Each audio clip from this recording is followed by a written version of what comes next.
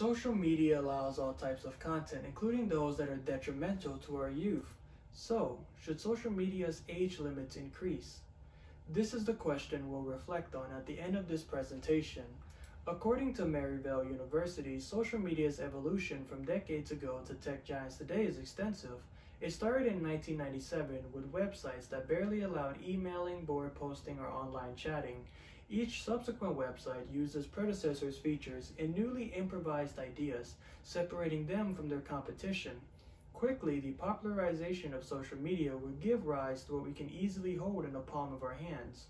In this presentation, we will be persuading you, the audience, that social media's age limits need to be increased. The three of us are longtime users of social media and understand the dangers it poses to our adolescents.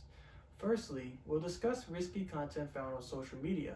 Secondly, we'll cover the rise of cyberbullying. And lastly, we'll answer the question, should social media's age limits increase? Without further ado, let us begin. As social media became the norm, new risks are present for our use. Two risks are sexting and social media challenges. Sexting involves sending sexual text messages, photos, or videos. An example of the dangers of sexting was in January of 2021, reported by Gabriel Fonrouge from the New York Post. A boy identified as John Doe was persuaded into sending sexually explicit videos of himself, aged 13 to 14, to a sex trafficker who was disguised as a 16-year-old girl on Snapchat. Years later, the boy's videos would circulate the child pedophilia ring on Twitter, and shockingly, Twitter refuses to delete the videos, stating it did not violate the site's policies. Sexting poses a threat to the youth's future. Meanwhile, challenges feature them harming themselves or their communities for fame. A popular challenge is the Devious Lick Challenge. Participants steal anything they can from their schools, at first small items like clocks or soap dispensers, but trendsetters have stolen entire toilets or water fountains. Surprisingly, vandalism wasn't enough, as slapping teachers is supposedly a continuation. Though TikTok stated that no content features this challenge, Charlene Reinhardt from Black Enterprise reports otherwise. Loriana Jackson, an 18-year-old student, is assumed by officers to have been inspired by the challenge after she was filmed assaulting a 64-year-old disabled teacher. Please, monitor what your kids do on social media because they are easily persuaded and may imitate others. Begrudgingly, bullying has evolved with technology. What once required physical confrontations in schools can now take place on social media, named cyberbullying.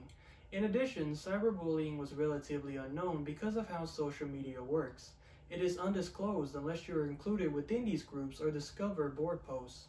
As a result of adults not understanding the gravity of the situation and social media sites not monitoring uses, suicides linked to cyberbullying have increased. Sadly, the National Vital Statistics Systems reported that the suicide rate in ages 10 through 24 from 2007 to 2018 have increased by a staggering 57.4%. How were we not taking this seriously?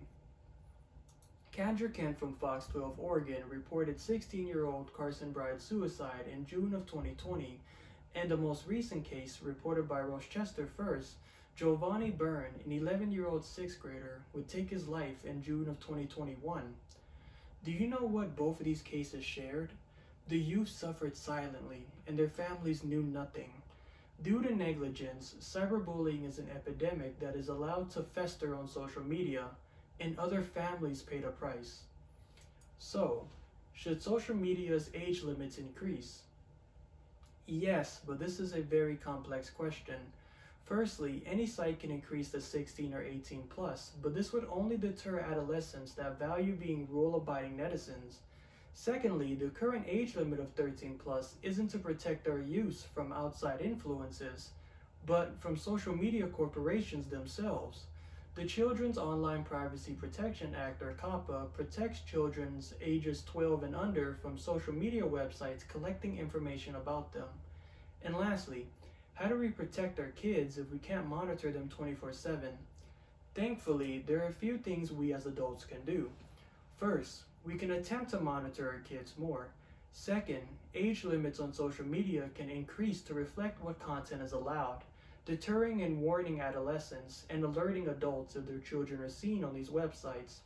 And lastly, a suggestion from Martine Onglethorpe from The Modern Parent. We can teach our children how to use the internet safely or correctly. Results will not appear instantly, as they will gradually bear fruit as time progresses.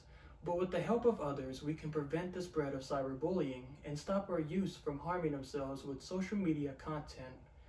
Effectively, by paying more attention to our youth's online experience, we can protect them better. And maybe in a few years, our youth can stay innocent and happy for at least a bit longer. In conclusion, social media sites need to update their age limits, but we as adults need to step up. Social media content is risky for adolescents who are not prepared, and nefarious acts like cyberbullying are a predicament that we have downplayed for years.